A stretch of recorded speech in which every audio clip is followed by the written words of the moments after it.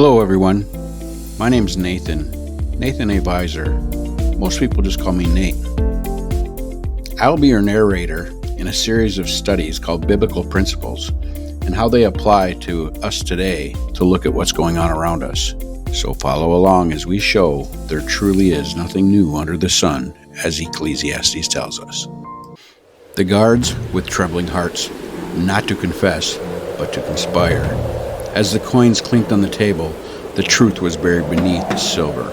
The elders did not seek answers, but they crafted them. A bribe was offered, a lie was bought, and a story was sold. Power protected itself not with swords, but with deception. Take the money. Take the money. 666 shekels and 33 copper coins. Trust me, Jared, no one will ever know you are lying. My father taught me, and I am an expert. You're just a stand-up guy, and I was always with you, even when people thought I was about the truth. Are you with me on this? What's it? You can keep pretending you are one of them, so we have an inside man? Yeah, for sure, brother. I can say I don't vape, and I was sleeping when they took him. Some things never change. The rulers still protect their power with lies, hiding truth in the shadows, spinning stories through the media of the day. Misinformation is their weapon, and the truth tellers, they are branded as deceivers. They accuse others of the very thing they are guilty of. The game is old, but it's still being played. Just think, if they would have had cell phones and social media during the time of Christ, how would they have used that to help cover up the resurrection? I'll tell you what they would have done. They would have had their paid fact checkers and their warning labels stamped across every truth. They would have gathered together all their organized resistance, all the podcasters of the day that they have on their payroll. They would have proclaimed that the story of Christ is nothing but a hoax, misinformation, all the while telling us to trust the experts and keep faith in the rulers of this world. Who are you going to believe? Me? Or your own eyes? I am telling you, trust your rulers. They wouldn't lie to you, and neither would I. As we enter the world known as the Council of Kings, based on Psalms 2, the first thing that we'll notice is the feeling of evil. It does not seem that justice is being represented here.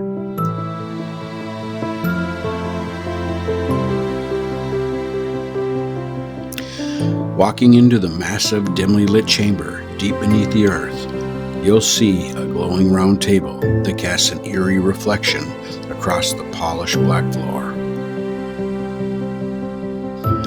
Figures emerge from the shadows, world rulers, high priests of science, and elite influencers, all draped in robes and tailored suits. A hush falls over the room as a central figure, an aged king with cold eyes, stands to speak. He will not go away. We've tried blood, we've tried silence, but his name spreads like fire, unstoppable. The high priest of science stands up and adds to the king's words. We killed him, and as many of his followers as we could, but their movement only multiplied. A king known not only for his shrewdness, but his cunning stood up next. Their faith is forged in death. We've made martyrs, not minions. Then let's stop swinging swords and start planting seeds. The high priest stood up again to give more details to explain how the plan will work. It's infiltration, not opposition. We reshape the young before they ever hear his name. A system of learning, but not truth. Educate, controlled curriculum. Repetition, indoctrination. Make them think they're free thinkers, while we write their thoughts. And their new god? Helio, the sun, the blazing center. Let us crown a new gospel, heliocentrism. The council has their doubts, but they can see the possibilities. Can we really replace the Creator with a burning ball of fire? Do you think they will fall for such a wild idea? Yes, and call it science. Wrap it in complex mathematics. Unprovable, untouchable, but unquestionable. We'll tell them gravity holds it all together, and only the experts can understand the cosmos.